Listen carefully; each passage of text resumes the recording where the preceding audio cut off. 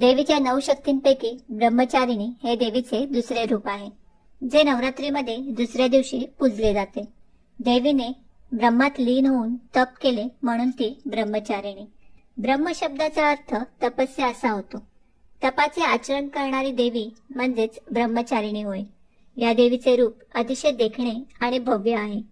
तिच्या उजव्या हातात जपमाळा आणि डाव्या हातात कमंडलू असतो. तिने पूर्वजन्मात हिमालयाची कन्या म्हणून जन्म घेतला.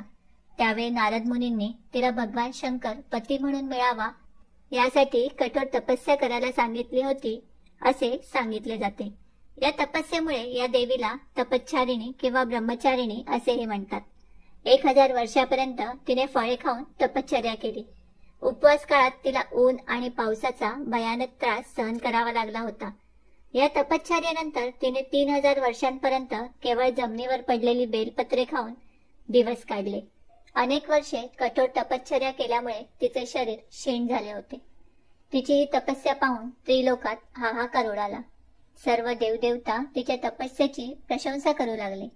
शेवटी ब्रह्मदेवाने तिला आकाशवाणीद्वारे संबोधित करून, हे देवी, आजपर्यंत इतकी कठोर तपश्चर्या कुणीही केली नाही. तुझ्या तपस्येची सगळीकडे प्रशंसा होत आहे. तुझी मनोकामना लवकरच पूर्ण होईल. भगवान शंकर तुला पती रूपात प्राप्त होतील.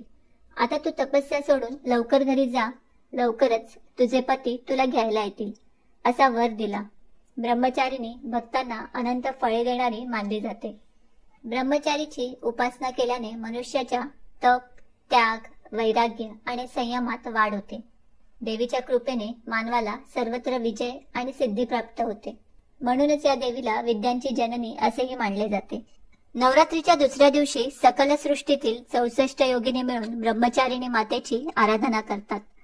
ब्रह्माची तू ब्रह्माशक्ती, विष्णूची तू वैष्णवी, शंकराची शिवशक्ती तू, विश्वव्यापक तू जगत जननी अशी तिची प्रार्थना करतात. ब्रह्मदेवाच्या शक्तीतून प्रकट झालेली ब्रह्मचारिणी ही ब्रह्माची शक्ती म्हणून ओळखली जाते. तसेच विष्णूची अर्धांगिनी लक्ष्मी ही वैष्णवी म्हणून ओळखली जाते. तसेच देवांचे देव महादेवाची शक्ती ही शिवशक्ती म्हणून ओळखली जाते. जेथे शिव असतो तेथे शक्ती असते आणि जेथे शक्ती असते तेथे शिव असतो. चला तर मग जाणून घेऊया ब्रह्मचारिणी देवीची पूजाविधी. एका चौरंगावर कापड घालून त्यावर देवीचा फोटो ठेवावा. नंतर कलशामध्ये फुले, अक्षता, कुंकू, चंदन घालून त्याची पूजा करावी.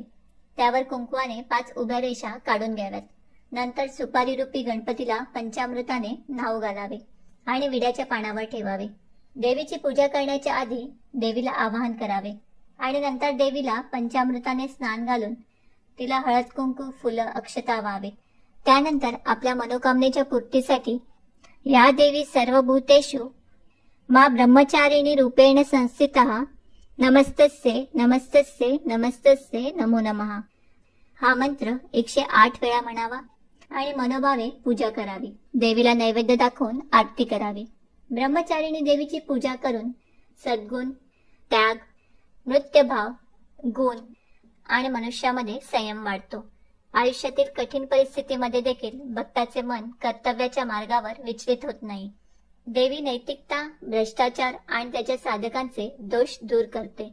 तिच्या कृपेने यश आणि विजय सर्वत्र मिळते अशी मान्यता आहे.